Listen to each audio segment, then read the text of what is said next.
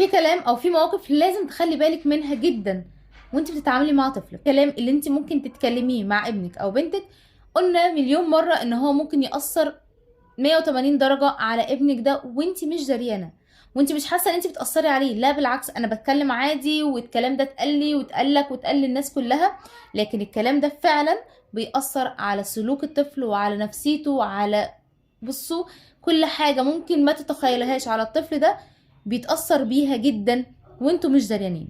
تعالوا مع بعض نعرف ايه الكلام اللي لازم ابعد عنه ساعة لما انا اكون بتعامل مع طفلي، ولازم اخلي بالي دايما وانا بتكلم، وكل كلمة انا بطلعها لطفلي اكون مستوعبها قبل ما انطقها الاول. اول حاجة وعملت عليه فيديو مخصوص، وهو انك دايما تقول لبنتك او ابنك الكبير معلش انت الكبيرة، استحمل انت الكبير، معلش ادي اللعبة دي لاختك عشان انت الكبير. وعملنا منه فيديو طويل عريض ونتكلم فيه ان كلمة انت الكبير او انت الكبيرة كلمة قاسية جدا ما ينفعش تقال لطفل او طفلة لان هما ما زالوا اطفال. تاني حاجة، مهما كان رأي طفلك ايه ما ينفعش استخف بالرأي ده. مش معنى ان طفلك جه قالك بابا انا من رأيي كذا او ماما انا من رأيي كذا ابص له اقول له حتى انت يا مفعوص بقى ليك رأي، واستخف باللي هو بيقوله وابدا اهزر او ابدا اتجاهل دوت، وعلى اساس ان هو طفل ومش فاهم حاجه، وعلى اساس ان انا مكبر دماغي من كل الكلام اللي هو بيقوله ده. ما ينفعش كمان استخف باي حاجه ابني او بنتي بيوريهاني. كتير مننا بقينا مشغولين بالتليفون، بقينا مشغولين بحياتنا عن اولادنا. بس مش معنى كده ان هو ما يجي مثلا يوريك رسمه رسمها، حاجه كتبها، حاجه لعبه عملها، تقول له مش وقته مش وقته، وتخليك مركز في اللي انت بتعمله. سيب اللي في ايدك وحاول تلتفت لطفلك ده وشوفه هو بيعمل ايه، وشاركه وقول له حلوه واديله رايك وحسسه باهتمام شويه، لان الموضوع ده بيفرق جدا مع الاطفال. اوعوا تستخفوا مهما كان الطفل اللي قدامك ده بيعمل ايه باحاسيسه وبشعوره.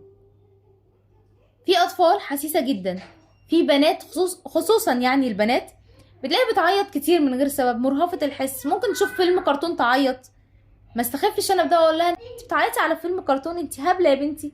تحسس طفلك ان هو كان اوفر في مشاعره في احاسيسه. فاوعوا تستخفوا بمشاعر اطفالكم. لو طفلك بيعيط، لو بنتك بتعيط على اي حاجه، او ابنك بيعيط على حاجات هبله، ده شعوره، ده احاسيسه، لانه هو طفل بيتاثر بحاجات طفيفه جدا احنا خلاص جالنا مناعه منها. فبلاش نستخف بده. ظروف الحياه بقت صعبه جدا على الكل، بس مش معنى ده ان انا دايما احسس ولادي ان هم سبب تعاستي وسبب احباطي وسبب ان انا شايل الهم وسبب ان انا طول النهار والليل في الشغل. هم مالهمش ذنب في كل ده.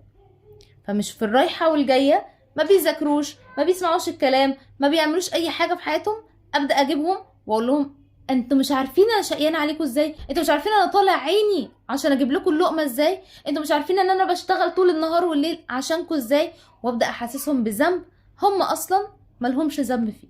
بالنسبه للامهات او الابهات اللي معاهم اولاد، ابعدوا تماما عن كلمه مفيش راجل بيعيط. لا، في راجل بيعيط، دي مشاعر انسان. ليه حكمتوا دايما ان الراجل ما بيعيطش او ما ينفعش الراجل يعيط، او يعني ده عيبه وده حرام وده موضوع كبير؟ كبرتوا الموضوع قوي. هو في الراجل راجل او بنت انسان، في الاول وفي الاخر هم انسان. يعيطوا وقت ما يعيطوا، مشاعرهم ما يكبتوهاش. ما تشوفش ابنك بيعيط وتبدا تزعق له وتقول له انت راجل، الراجل ما بيعيطش، ويبدا الولد يا عيني من كتر ما هو فعلا الكلمه خايف منها يكتم دموعه او يبدا يحبس نفسه. ليه اربي طفل ما بيفرجش عن شعوره ويبدا هو يبقى معقد نفسيا وحامل دايما الهم وبيعيط دايما من جواه؟ سيبوا ولادكم يعيطوا عادي، مش مشكله. الراجل بيعيط والست كمان بتعيط. الراجل بيعيط اقل لان هو بيستحمل اكتر، الست بتعيط اكتر، لكن هو في الاول في الاخر كلنا بني ادمين. وبالمناسبه بقى لما احنا جبنا سيره الراجل والولد والبنت في الخلفه، اوعي دايما تفرقي بين ابنك او بنت. مش عشان هو ولد يبقى هو الطفل المدلل ليكي، والبنت ماشيه رايحه تخدم في الولد ده. ايش الولد قاعد جنبك، ماما انا عطشان، تروحي رايحه قايله لبنتك قومي هاتي لاخوكي كوبايه ميه، عنده رجلين زي ما هي عندها رجلين بالظبط، قوم هات لك كوبايه ميه. اوعي تفرقي ما بين الولد والبنت. دول شويه حاجات قدرت اجمعها لكم واقول لكم ان هي ممكن تاثر كتير على اطفالنا، فيا ريت نخلي بالنا منها. في حاجات كتير تاني لكن دول اللي انا اقدر اقول لكم عليهم دلوقتي. ان شاء الله ممكن اعمل فيديو تاني واجمع لكم كل فترة كده شوية نصايح نخلي بالنا فيها. التعامل مع الاطفال يا جماعة مش سهل بالمرة. خلي بالكم ان الكلمة اللي بتدخل للطفل بتأثر فيه بقية عمره. اشوفكم في فيديو جديد ان شاء الله، وتابعوا معايا. لو اول مره تشوفوني، انا ياسمين جمال ودي قناتي. تنزلوا دلوقتي اعملوا اشتراك في القناه بتاعتي، ويا ريت تفعلوا زر الجرس عشان يوصل لكم كل الفيديوهات، ولايك لو عجبكم الفيديو، واستنى كومنتاتكم. اشوفكم في فيديو جديد ان شاء الله.